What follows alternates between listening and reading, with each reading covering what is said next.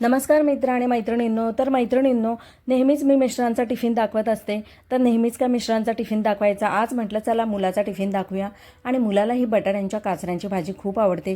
तर तुम्हाला आवडते का ही बटाट्यांच्या काचऱ्यांची भाजी? तर त्याला खूप आवडते. मग मी आठवड्यातनं एकदा दोनदा तरी त्याला ही बटाट्यांच्या काचऱ्यांची भाजी देतच असते.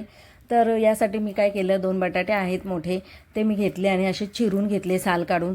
त्यानंतर ते पाण्यात ठेवले. मग कढईमध्ये मी तेल घेतलं 1.5 चम्मच, राई टाकली, त्यानंतर टाकले जिरे, कढीपत्ता टाकला आणि बटाटे लगेच यामध्ये घालून घेतले, कारण फोडणी जळता कामा नये.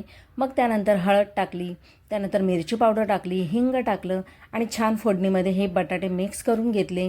त्यानंतर यामध्ये मी टाकलं मीठ आणि हेही छान मिक्स करून घेतलं. त्यानंतर पाणी न घालता ही भाजी बनवायची आहे. बारीक गॅसवरती त्याला वाफेवरती शिजू दिलं आणि मस्त ही बटाट्यांच्या काचऱ्यांची भाजी होते तयार. तर तुम्ही बनवता का? नक्की बनवून बघा.